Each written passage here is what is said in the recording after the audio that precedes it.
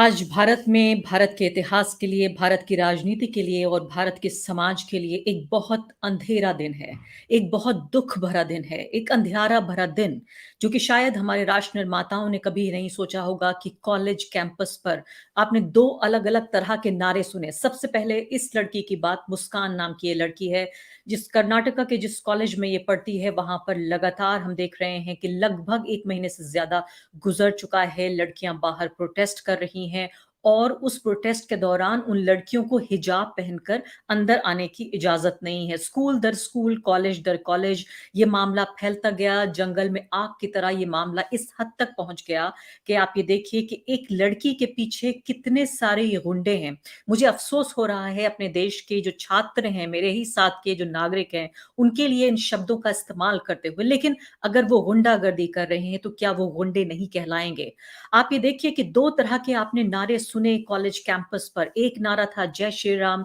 दूसरा नारा था अल्लाहू अकबर। मैं ये कहती हूँ इन दोनों नारों की कोई जगह नहीं है। हमारे जो एजुकेशनल इंस्टीट्यूशंस हैं वो सेक्युलर होने चाहिए। लेकिन इसके साथ-साथ आप ये देखिए कि कैसे जो बुनियादी अधिकार है, एक भारतीय नागरिक का बुनियादी अधिकार जो देश का संविधान जिसकी गारंटी देता है कि भारत के हर नागरिक को अपने धर्म को फॉलो करने, अपनाने का पूरा अधिकार है, उसको डिनाई किया जा रहा है, उसको उससे इनकार किया जा रहा है। हर एक दफ़ा हम ये देख रहे हैं कि लगातार जो कि जिन्हें हम विज़िबल मुस्लिम्स कहते हैं, यानी वो लोग जो कि साफ़ तौर पर दिखाई देते हैं, आपको उनका नाम जानने की ज़रूरत नहीं है, हिजाब वाली औरतें या दाढ़ी टोपी वाले पुरुष,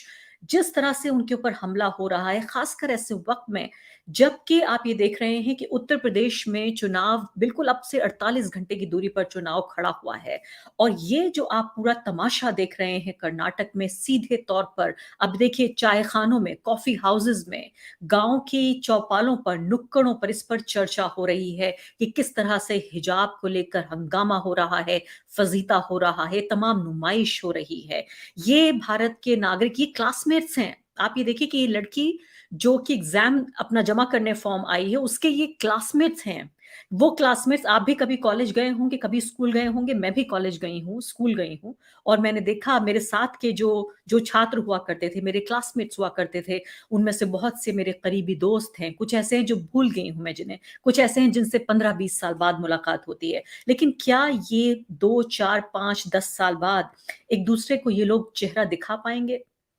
भगवा राजनीति हमारे समाज, हमारी राजनीति, हमारी शिक्षा पद्धति सबको तबाह कर रही है सिर्फ़ और सिर्फ़ इस मकसद से कि जिस तरह से उनके बड़े नेता अमित शाह ने कहा था कि हम 50 साल राज करेंगे। क्योंकि 50 साल राज करने के लिए आपको जो सोशल लेवल है, जो सामाजिक स्तर है, उस पर जब तक इस तरह का डिविज़न आप नहीं दिखाएँगे, इस तरह का घटिया बँटवारा आप नहीं दिखाएँगे, तब तक आप लोगों को बाँट कर राज नहीं कर सकते। फूट डालो, बाँटो और राज करो की जो राजनीति है वो साफ़ तौर पर नज़र आ रही है। और मैं इसको कई बार ये एक तरह से कि टेम्पटेशन होता है कि आप इसे जोड़ दें चुनाव से। ये बात सच है कि जो फ़ायदा है वो चुनावी जो पार्टियाँ हैं, पॉलिटिकल पार्टी ख़ासकर बीजेपी और भगवा परिवार ज़ाहिर है वो इस सबको उठा रहा है। उनको सीधे तौर पर फ़ायदा होगा लेकिन ये बात इससे कहीं आगे निकल चुकी है। ये एक सोशल फिनोमिना बन चुका है। एक ऐसा सामाजिक परिवर्तन जो कि जिसको रिवर्स करना बहुत मुश्किल है। कुछ दिनों पहले मैंने एक कार्यक्रम किया था। बहुत सारे दर्शक हमारे इस बात पे नाराज़ हो गए थे कि मैं ये कैसे कह सकती हूँ कि भारत के मुसलमानों के लिए भारत जो उनके खुद बाप-दादा और उनके परदादाओं की ज़मीन है, वो यहाँ पैदा हुए, वो कब्रिस्तानों में दफ़न हैं। उनकी उस ज़मीन पर किस तरह से एक उनको परेशान किया जा रहा है और असुरक्षा की भावना जगाई जा रही है कि क्या भारत असुरक्षित देश बन गया है भारतीय मुसलमानों के लिए। मैंने एक कार्यक्रम में ये सवाल पूछा था। दूसरी तरफ मैंने आपको ये बताया था कि कैसे जेनोसाइड वॉच जो इंटरनेशनल ऑर्गनाइज़ेशन है, करण थापड़ ने उनके प्रेज़िडेंट का इंटरव्यू किया था, उसमें साफ तौर पे ये बताया गया था कि कैसे जो 10 इस तरह की निशानदेहियाँ होती हैं, जिसमें ये कहा जा सकता है कि इस देश के लिए खतरा है, इस समाज के लिए खतरा है कि कभी भी नरसंहार जैसी आशंका पनप सकती है। आप साफ तौर पे ये देखिए उसमें पहला जो साइन था वो था अस एंड देम यानी अब इधर और उधर के लोगों में 2 खानों में लोगों को बाँट देना सबसे बड़ी बात है। पहला साइन है कि यहाँ पर जन-नरसंहार जैसी आशंकाएँ पैदा हो सकती हैं। आज जो हम कर्नाटक के कैंपसेस पे देख रहे हैं, वो पूरे तरीके से इस बात का नमूना है, जो आग लगी हुई है इन कैंपसों पे, वो इस बात का नमूना है कि अस और देम की जो पॉलिटिक्स है, वो पूरे तरीके से पनप रही है भारत में। और इसके अलावा भी मैंने आपको बताया था विस्तार से कि 9 और जो साइन्स हैं, जो निशान हैं, जो संकेत मिल रहे हैं, बेहद डराने वाले हैं, रोंगटे खड़े करने वाले हैं कि भारत में शिक्षा संस्थानों पर क्या हो रहा है। मैं चाहती हूँ कि आप ये 2 वीडियोज़ और देखिए, मेरे सहयोगी शेखर तिवारी आपको दिखाएँगे। इन्हीं कर्नाटक के कैंपसेस से ये वीडियोज़ निकल रहे हैं, जिसमें मुस्लिम महिलाएँ सर से लेकर पैर तक वो बुर्के में नज़र आ रही हैं और वो अपने अधिकार, बुनियादी अधिकार जो कि भारत के संविधान में इस बात को साफ तौर पर लिखा हुआ है कि हर आदमी अपने रिलिजन को प्रैक्टिस कर सकता है। कई लोग इस पर ये एक बात, एक दलील दे रहे हैं कि क्या कॉलेज में इसको अलाउ होना चाहिए। सबसे बड़ी बात ये है कि कॉलेज के जो कोड है, जो ड्रेस कोड है, उसमें कहीं ये नहीं लिखा कि ये लड़कियाँ नकाब या बुर्का नहीं ओढ़ सकती। अभी ये वीडियोज़ आप देख लीजिए पहले।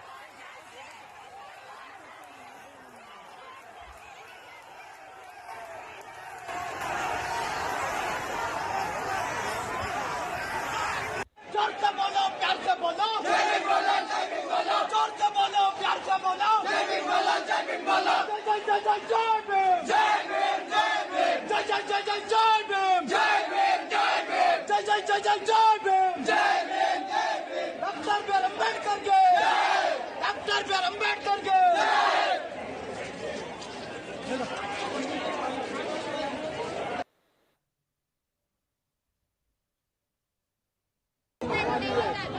हमको भी अपनी बात मनवाना चाहिए। मुसलमान एक हाँ, ये कौन आते हैं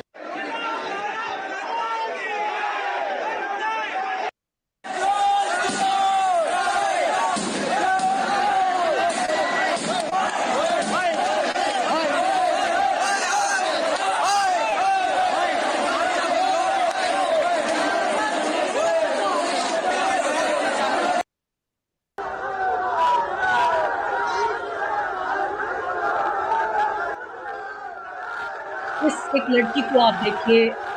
मैं चाहूँगी शेखर आवाज़ से कुछ कम कर दें। इस लड़की को देखिए, मुस्कान नाम की ये लड़की है जो कह रही थी कि मैं वहाँ पर अपने डॉक्यूमेंट्स जमा करने के लिए आई थी। इस लड़की को कितनी बड़ी तादाद में ये जो गुंडे हैं, भगवा अंगोछा पहने हुए, स्कार्फ पहने हुए ये लड़के जिन्हें अपने भविष्य की कोई चिंता नहीं है, ये अपनी शिक्षा के लिए नहीं लड़ रहे, अपने रोज़गार के लिए नहीं लड़ रहे, अपने भविष्य के लिए नहीं लड़ रहे। ये सिर्फ़ दूसरे धर्म के लोगों को, उसमें भी लड़कियों को परेशान करने के लिए लड़ रहे हैं। तो हमने 3 अलग-अलग ख़ेमे देखे। हमने देखा कि एक ऊपर से लेकर नीचे तक ये बुर्के में इस तरह की महिलाएँ हमने देखी, काले कपड़े पहने हुए। दूसरा रंग हमने देखा, भगवा अंगोछे पहने हुए लड़कियाँ भी थीं और उसमें लड़के भी अब बड़ी तादाद में आ गए हैं। सीधे तौर पर भगवा संगठन भी मैदान में उतर गए हैं। तीसरा हमने रंग भी इसमें उतरते हुए देखा, वो नीला रंग था। जो अम्बेडकराइट आंदोलन से जुड़े हुए लड़के हैं, जो ये कह रहे थे कि लड़कियों को हक है या किसी भी लड़की को हक है कि वो अपने हिसाब से कपड़े पहने और अपने हिसाब से कॉलेज में आए। तो स्कूल से लेकर कॉलेज तक लॉ एंड ऑर्डर जो कानून व्यवस्था है, उसकी स्थिति इस स्तर पर आ चुकी है कि तमाम स्कूल कॉलेजों को कर्नाटक की सरकार ने 3 दिन के लिए बंद कर दिया है। ये एक बाकायदा राज्य स्तर पर एक आपातकाल, एक इमरजेंसी वाली सिचुएशन, इमरजेंसी वाली स्थिति कर्नाटक में आ गई है। माना जाता था कि ये भगवाकरण और रेडिकलाइजेशन जो है, ये काफ़ी हद तक नॉर्थ इंडिया यानी कि जो जिसको हिंदी बेल्ट हम कहते हैं, हिंदी पट्टी हम कहते हैं, हिंदी पट्टी की ये समस्या है। लेकिन इस कर्नाटक की इस कोस्टल बेल्ट को पूरी किस तरह से तबाह किया जा रहा है, हमारी पूरी जनरेशन को कैसे रेडिकलाइज़ किया जा रहा है। एक छात्र को दूसरे छात्र के खिलाफ, एक युवा को दूसरे युवा के खिलाफ, एक लड़की को दूसरी लड़की के खिलाफ, एक लड़के को दूसरे लड़के के खिलाफ, एक धर्म को दूसरे धर्म के खिलाफ, एक विचारधारा को दूसरी विचारधारा के खिलाफ, एक रंग को दूसरे रंग के खिलाफ। किस तरह से ये डिवीज़न जो धाराएँ हैं, ये लाइन्स हैं, ये ड्रॉ की जा रही हैं सिर्फ़ और सिर्फ़ अपने पॉलिटिकल ऑब्जेक्टिव्स के लिए कि अपना जो राजनीतिक हित है, उसे साधा जा सके। मैं विश्वास के साथ ये कह सकती हूँ कि जो आने वाली पीढ़ियाँ हैं, वो कभी माफ़ नहीं करेंगी इस राजनीति को, उन नेताओं को जो इस तरह की राजनीति कर रहे हैं कि हमारे समाज को, हमारी एकता को हमेशा के लिए तबाह कर रहे हैं। ये मामला हाई कोर्ट भी पहुँच चुका है, 4 लड़कियों ने पिटीशन डाली है हाई कोर्ट में, ये मामला कल सुना जाएगा। देखते हैं कि इस पे कोर्ट का क्या आर्गुमेंट होगा। सबसे ज़्यादा हैरानी की बात ये है कि जब हफ्तों से ये मामला चल रहा है, तो फिर भी क्यों मुझे शिकायत होती है एक भारतीय नागरिक होने के नाते कि क्या हमारी अदालतें सो रही हैं कि इस तरह की राजनीति को होने की इजाज़त दे दी जाए, हमारी अदालतें सोती रहें। एक छोटा-सा एक लिबरल तबका बचा है जो आपको ट्विटर पर, फेसबुक पर यहाँ-वहाँ नज़र आएगा, जो कह रहा है कि ये गलत हो रहा है। तो कर्नाटक में जो हो रहा है वो उत्तर प्रदेश की राजनीति पर सीधा-सीधा असर डाल रहा है। कर्नाटक में अगले साल 2023 में चुनाव है, उसकी पूरी भूमिका तैयार की जा रही है क्योंकि भाजपा के पास न विकास है, न नौकरी है, ना उनके पास कोई ऐसा विचार है जिसको लेकर वो आगे बढ़ सकें।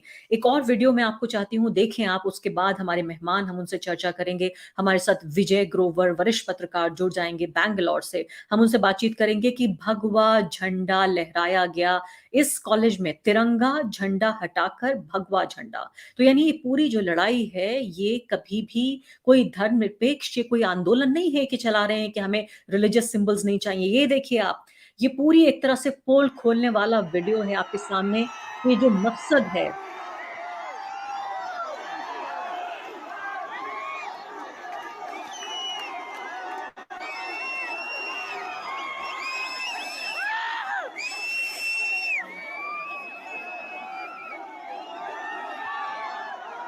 आप ये देखिए कि फिलहाल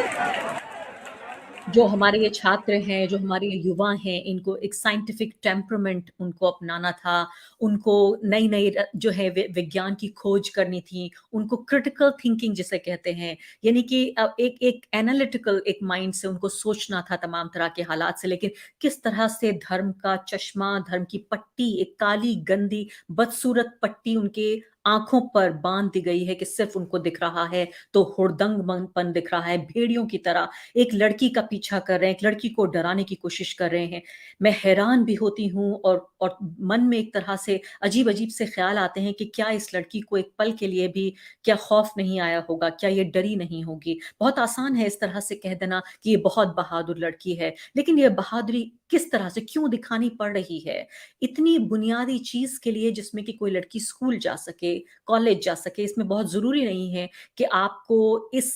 तरह से आपको हिजाब का समर्थन करना है या नहीं करना। एक और बड़ी जो दलील है, जो मैं चाहती हूँ कि इस पर हम और आप बातचीत करें, वो अहम बात है कि ये मुद्दा इसका नहीं है कि मैं हिजाब का समर्थन करती हूँ या नहीं करती हूँ या आप हिजाब का समर्थन करते हैं या नहीं करते हैं। सबसे बड़ा मुद्दा ये है कि क्या आप भारत के संविधान में विश्वास करते हैं या नहीं करते? ये जो हिजाब का मुद्दा है, ये रिलिजियस सिंबल्स का मामला है, ये हमारे संविधान ने इस मुद्दे को बहुत पहले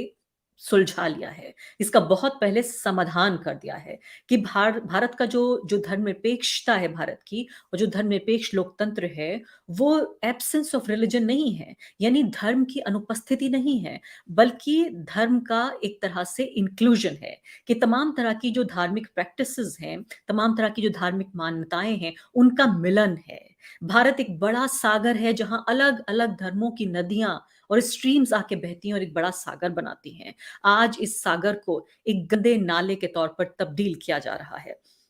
साफ तौर पर इन महिलाओं को पढ़ने से रोका जा रहा है और सीधे तौर पर जो एक ख़ास बड़ा तबका है जो लगातार ये कोशिश करता रहा है कि कमज़ोर तबके के लोगों को किताबें ना मिलें, कमज़ोर तबके के लोगों को एजुकेशन ना मिले, उनको नौकरी ना मिले, ये भी एक कोशिश है इन लड़कियों को स्कूल, कॉलेज से दूर रखने की। मैं ये कह रही हूँ कि आपको ज़रूरी नहीं है कि आप इसके लिए आपको हिजाब का आप समर्थन करें। कई लोग कह रहे हैं कि अगर आप हिजाब का समर्थन करती हैं तो आपको घूँघट का समर्थन भी करना चाहिए। मैं कहती हूँ कि ना मैं हिजाब का समर्थन कर रही हूँ, ना मैं घूँघट का समर्थन कर रही हूँ। मैं भारत के संविधान में विश्वास रखती हूँ, उसका समर्थन कर रही हूँ कि एक लड़की को इजाज़त होनी चाहिए कि वो अपने पसंद के कपड़े पहन सके। विजय ग्रोवर जी हमारे साथ जुड़ गए हैं। विजय जी, मुझे सबसे पहले ये बताइए आपकी क्या इस तरह का कर्नाटक पहले आपने देखा? कई दशकों से आप वहाँ की जो राजनीति है उसको बहुत गौर से, बहुत नज़दीक से आप देख रहे हैं। ये जो मंज़र आपको मैं दिखा रही हूँ, इन्हें आप कैसे देख रहे हैं? अरफा, सबसे पहले तो मैं ये कहना चाहूँगा कि यहाँ पर अगर कर्नाटक का कभी ज़िक्र आता है, उत्तर भारतीय राज्यों में, तो पहले सिर्फ जो यहाँ की शिक्षा प्रणाली है उसके लिए आता था। यहाँ पर जितने इंजीनियरिंग कॉलेजेस हैं, जितने मेडिकल कॉलेजेस हैं और जितना एक world class education platform Karnataka में पिछले कई दशकों से रहा है, उसने इतने बड़े-बड़े साइंटिस्ट, इंजीनियर्स वगैरह पैदा किए हैं जिसकी पूरी दुनिया में काम करते हैं। और आज अगर यहाँ की जो शिक्षा प्रणाली है, वह इस स्तर पर आ गई है कि हिंदू-मुस्लिम को लेके या हिजाब और स्कार्फ को लेकर के कैंपस बंद कर दिए जाने पड़ रहे हैं, तो ये एक बहुत दुःख का विषय है हर कन्नडिगा के लिए, क्योंकि उन्होंने कभी नहीं सोचा था कि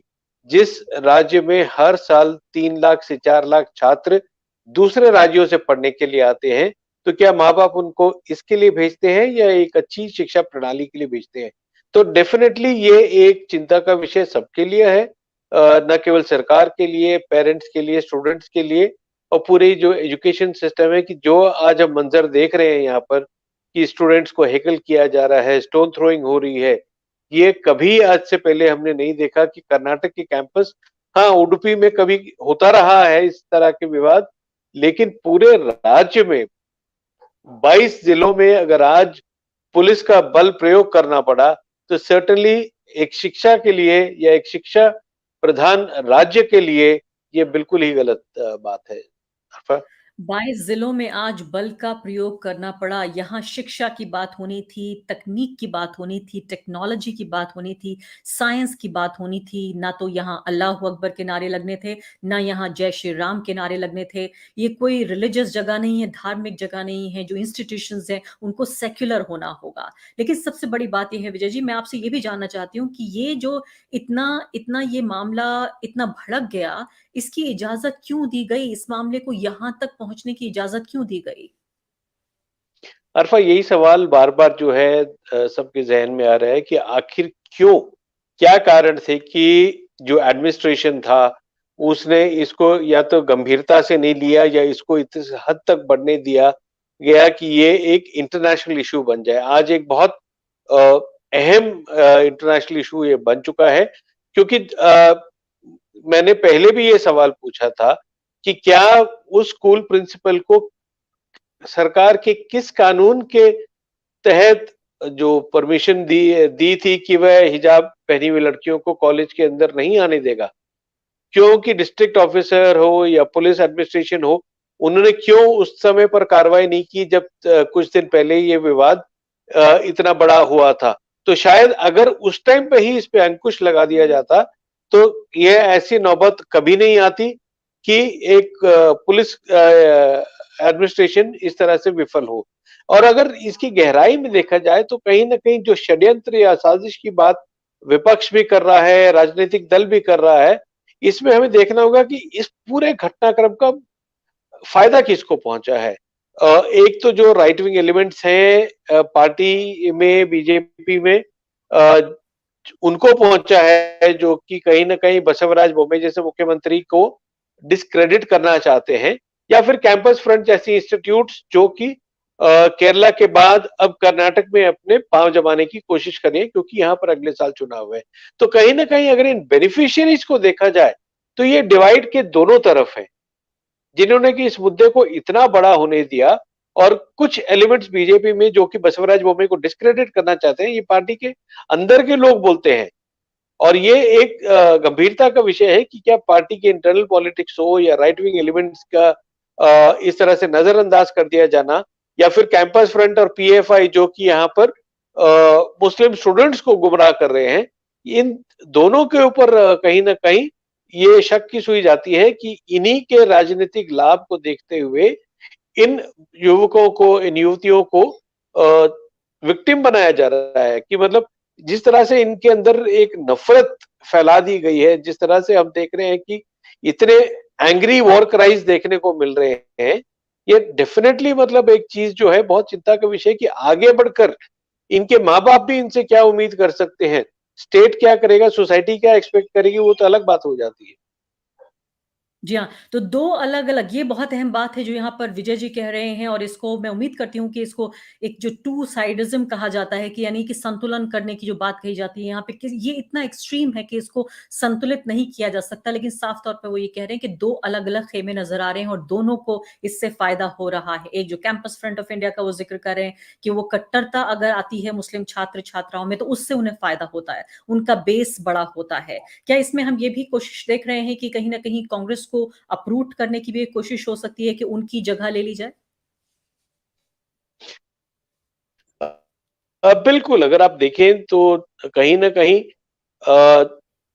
कांग्रेस इस पूरे घटनाक्रम में मार्जिनलाइज हो रही है, क्योंकि अगर आप कॉन्स्टिट्यूएंसी वाइज भी अगर इसका डिटेल एनालिसिस बाद में जब भी होगा, तो नुकसान सिर्फ कांग्रेस का हो रहा है इसमें, क्योंकि कैंपस फ्रंट और पीएफआई सिर्फ उन्हीं क्षेत्रों में सक्रिय है जहां पे कि कांग्रेस के विधायक रह चुके हैं या कांग्रेस के सांसद जहां से आते हैं। तो ये अब अगर 10-11 महीने पहले चुनाव से अगर पीएफआई अपनी जमीन यहाँ पर मजबूत कर रही है, तो आने वाले चुनाव में सबसे ज्यादा खामियाजा बीजेपी को नहीं पहुंचेगा, कांग्रेस को जरूर पहुंचेगा इसका, कि क्योंकि और उसको इस जो एक वोट बैंक अपना जो है वो कहीं ना कहीं खिसकता नजर आ रहा है, और फायदा सीधे सीधे इसका बीजेपी को जरूर मिल सकता है।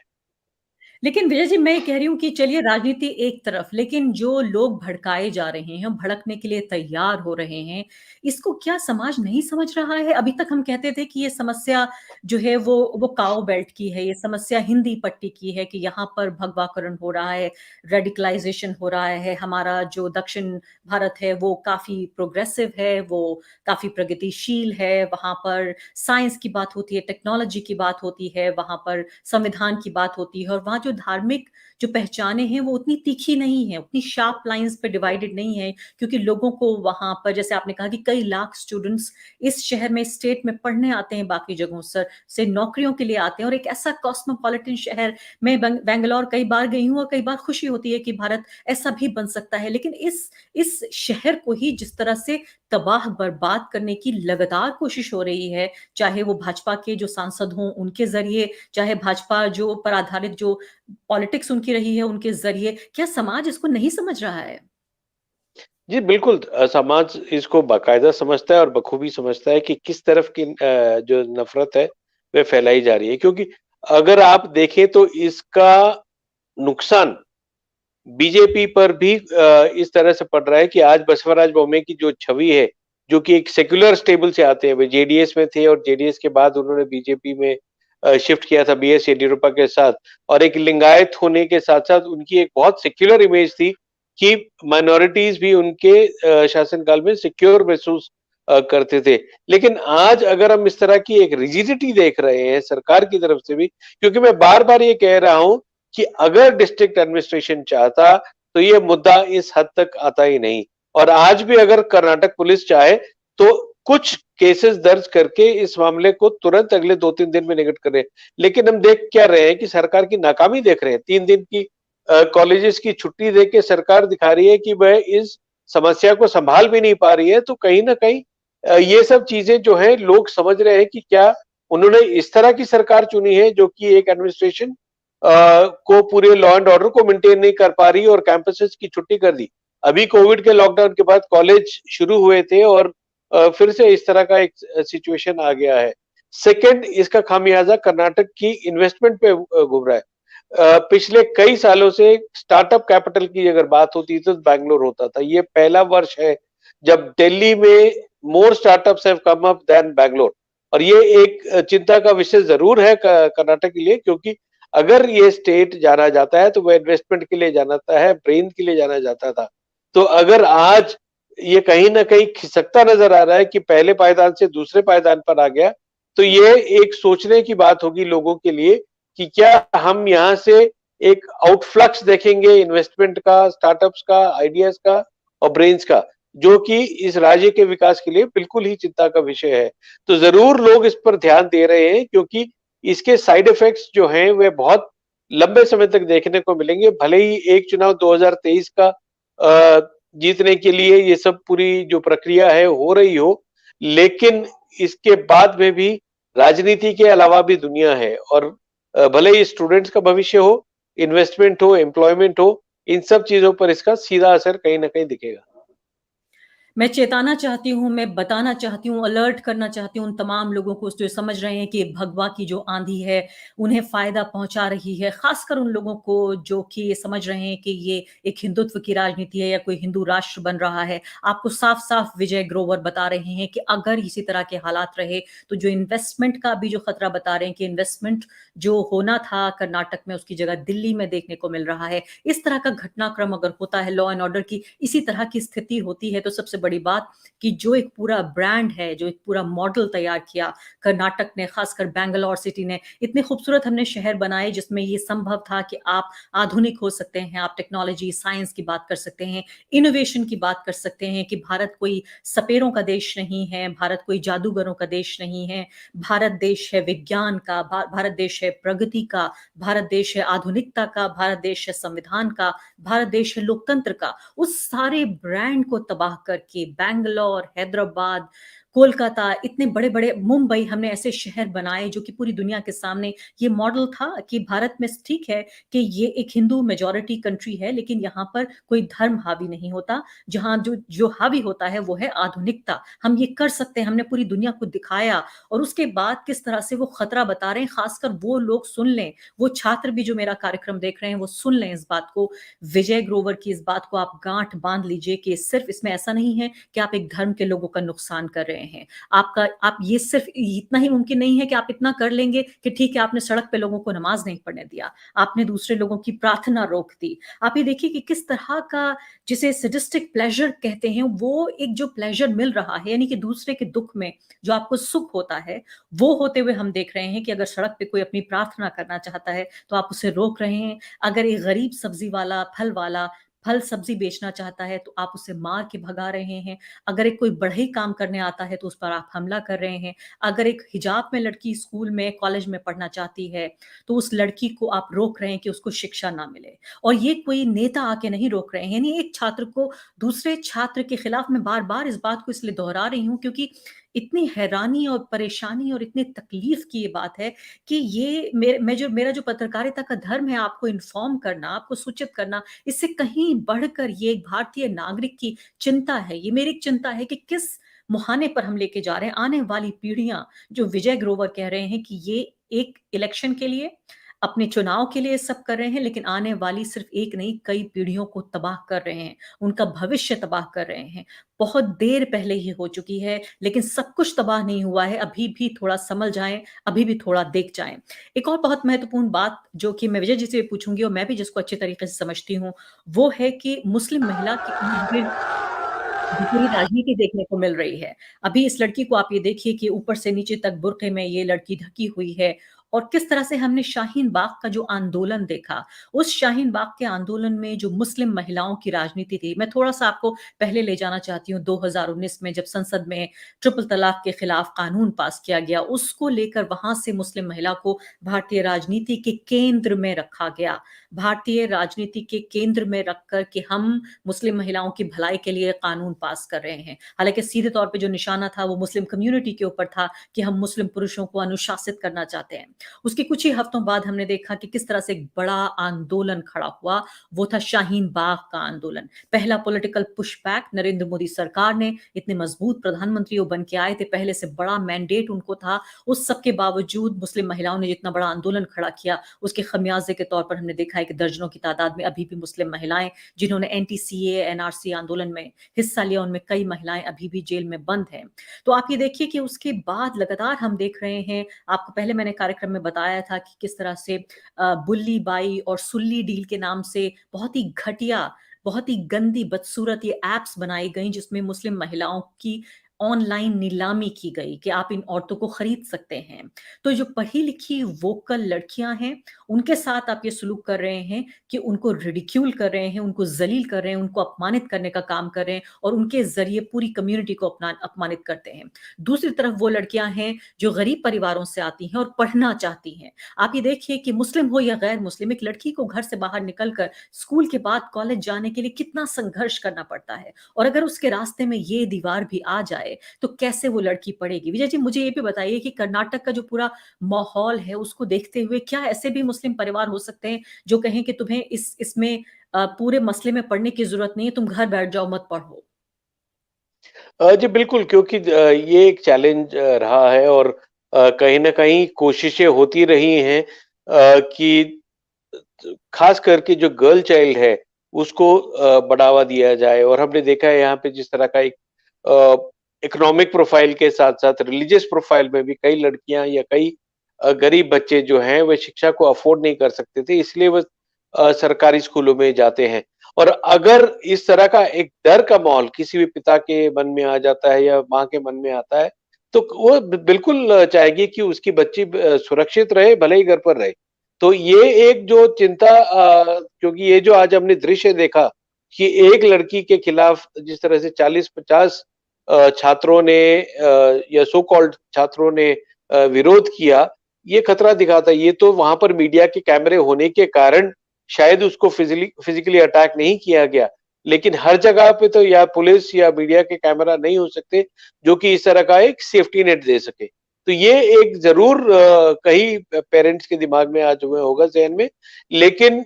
जिस तरह का अब ये माहौल बना है, हर कोई बस ये उम्मीद कर रहा है कि हाई कोर्ट ने इस मामले को सुना है और कल दोबारा 2:30 बजे फिर से सुनवाई हो। उम्मीद ये की जा रही है कि इसके बाद इस पर अंकुश लग जाए और अंकुश लगाना कोई बहुत बड़ी बात नहीं है। ये एक पढ़ा-लिखा राज्य है जहाँ पर कि 67% लिटरेसी है।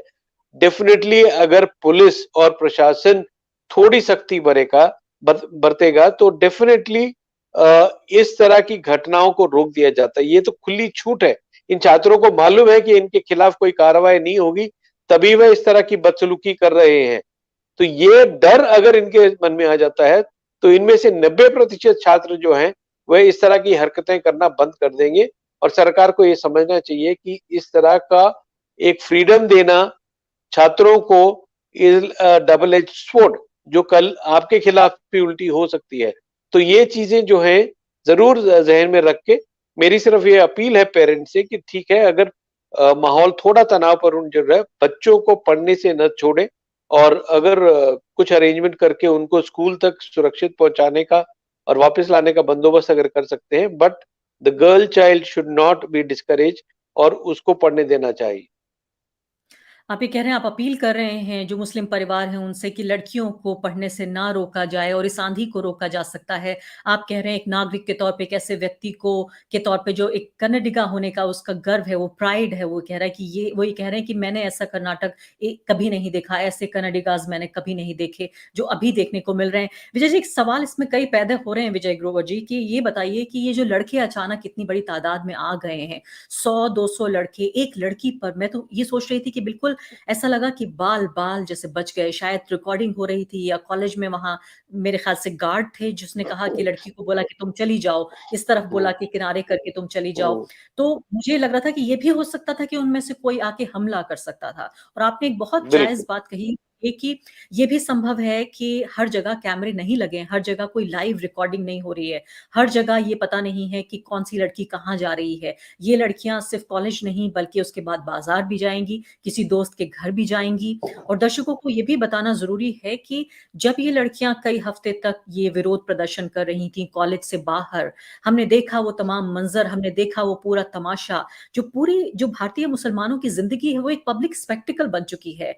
उनकी जो धार्मिकता है वो एक एक तमाशे के तौर पे तब्दील हो हुँ, चुकी है। कभी हम देखते हैं मस्जिद से बाहर नमाज़ पढ़ने वाले लोगों के साथ इस तरह का सलूक किया जाता है। कभी हम देखते हैं कि दाढ़ी टोपी वाला अगर सब्ज़ी फल बेचने की कोशिश कर रहा है, ट्रेन में सफ़र कर रहा है, बस में सफ़र कर रहा है, किसी गैर मुस्लिम दोस्त के साथ ट्रेन में सफ़र कर रहा है, यानी कहीं भी जो दिखने वाला जो विज़िबल मुस्लिम है, उसके साथ जो ज़्यादतियाँ देखने को मिल रही हैं, वो अपने आप में बेहद दुखदाई हैं। और इसीलिए मैं ये कहने की कोशिश कर रही हूँ कि जिस तरह से ये पूरा पब्लिक स्पेक्टेकल बनाया जा रहा है, आपको लगता है कि जो बड़े शहर हैं, उनके अलावा ये टाउन्स में भी क्या ये चीज़ जा रही है? क्या ये और गहरी हो सकती है? ये जड़ कहाँ है इसकी? जो ये लड़के निकल के आए हैं, आखिर ये क्यों निकल के आए?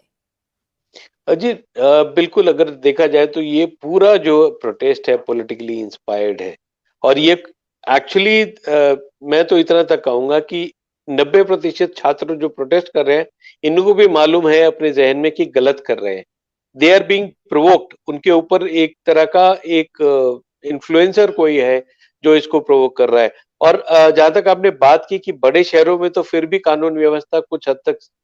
ठीक है, छोटे शहरों में इसकी चिंता जो है वह थोड़ी ज्यादा करने को देखा। हमने भी देखा कि मैंगलोर के आसपास, मैंगलोर शहर में उतना नहीं होता जितना कि मैंगलोर के आसपास। तो ये जो पोलराइजेशन का एक दौर जो कोस्टल कर्नाटका से शुरू हुआ था, उसकी आग अब धीरे धीरे हम देख रहे हैं कि सेंट्रल कर्नाटका में, नॉर्थ कर्नाटका में भी फैल रही है। और ये एक पूरी जनरेशन जो अभी है, जो छात्र छात्राएं हैं, उनको जिस तरह से एक बिगट्स बनाने की कोशिश की जा रही है, ये एक लॉन्ग टर्म के लिए बिल्कुल गलत बात है। क्योंकि जैसे मैं पहले बोला कि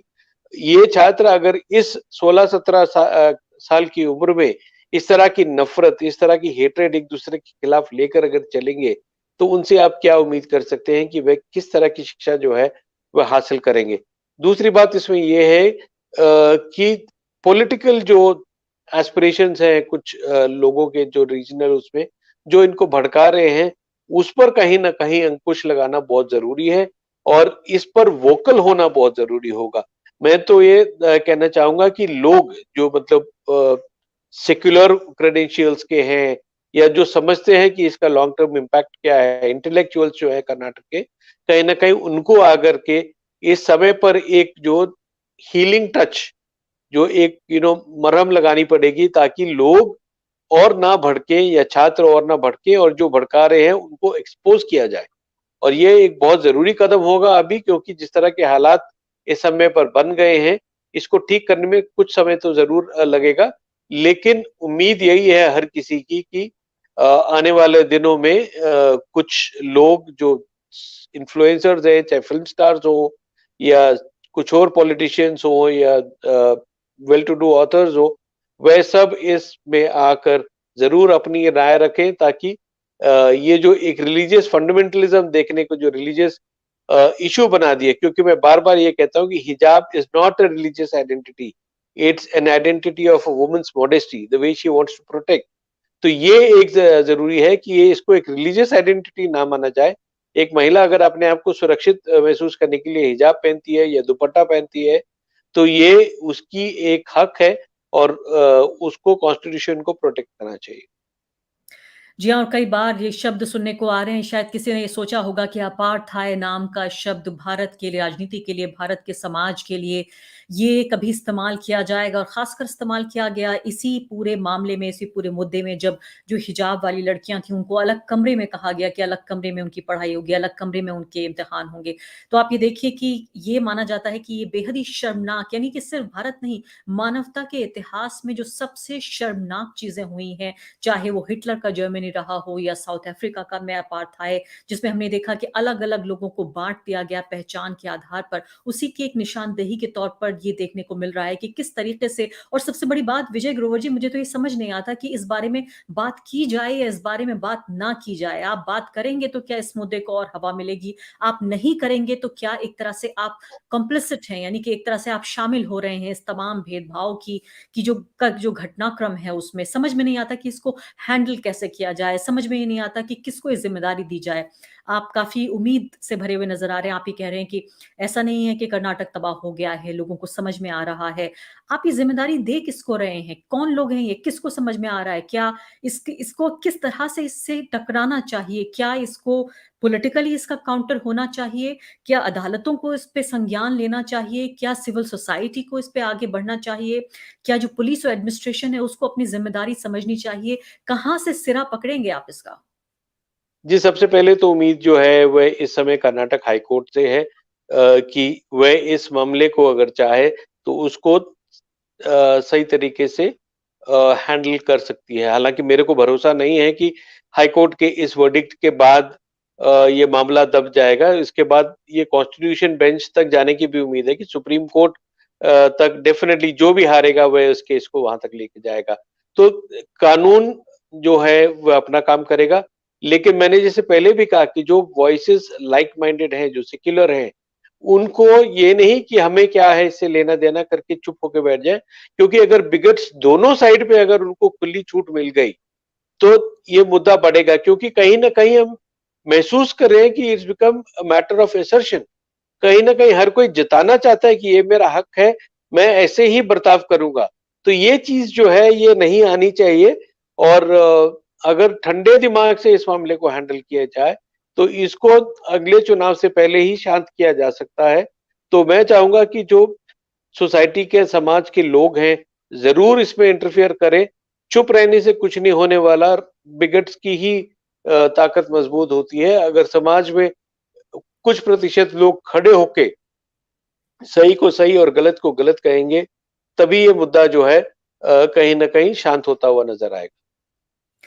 और मैं भी विजय जी आपके साथ-साथ विजय ग्रोवर जी मैं अपील करना चाहती हूँ, ख़ासकर आपने कहा कि आप मुस्लिम परिवारों से अपील करना चाहते हैं कि अपनी लड़कियों को वो कॉलेज, स्कूल भेजने में ना झिझकें और उनकी हौसला अफ़ज़ाई करें। मैं भी अपील करना चाहती हूँ शांति प्रिय हिंदू समाज से कि वो लोग जो कि ख़ामोश हैं अभी तक, अपनी आवाज़ बाहर निकालिए, बताइए कि आप इस बात से असहमत हैं, अपना डिसएग्रीमेंट दिखाइए, अपनी आवाज़ निकालिए, बताइए कि जो कॉलेज और स्कूल कैंपसेस पे हो रहा है, वो आपके खिलाफ है, आपके हितों के खिलाफ है, आपके मूल्यों के खिलाफ है, आपके सिद्धांतों के खिलाफ है, भारत के सामाजिक सिद्धांतों के खिलाफ है, भारत के संविधान के खिलाफ है, भारत के जो फाउंडिंग प्रिंसिपल्स हैं, यानी वो जड़ें जिन पर यानी ये वो नींव का पत्थर जो रखा गया, जिस पर ये पूरा देश खड़ा हुआ है, वो है धर्मनिरपेक्षता। हमारे सामने एक ये विकल्प था 1947 में कि जब पाकिस्तान एक इस्लामिक राष्ट्र बन रहा था, हम तब हिंदू राष्ट्र बन सकते थे। लेकिन हमने ये तय नहीं किया, हमने ये तय किया कि हमें एक धर्मनिरपेक्ष राष्ट्र होना है,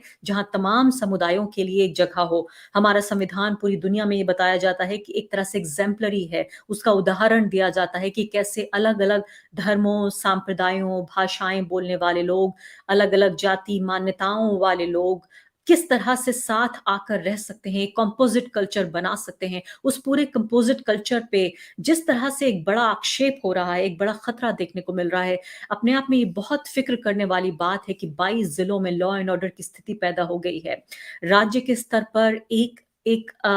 एक आपातकाल, एक इमरजेंसी वाली सिचुएशन पैदा हो गई है, जहाँ पर ये कहा जा रहा है कि अब पूरे 3 दिन तक क्या आपने पिछली बार मुझे बताइए आपने कब सुना था, कब इस तरह का घटनाक्रम हुआ था, जब 3 दिन तक किसी राज्य में स्कूल, कॉलेज बंद करने पड़े हों? इसका मतलब सीधे तौर पर जो भाजपा की सरकार है कर्नाटक में, उसको भी समझ में नहीं आ रहा है कि इस सिचुएशन को हैंडल कैसे किया जाए। तो इसके अलग-अलग पहलू हो सकते हैं, लेकिन आज जब ये कार्यक्रम आप देखें, उसके बाद घर जाकर ज़रूर एक बार अपने परिवार से बात कीजिए। घर जाकर एक बार ज़रूर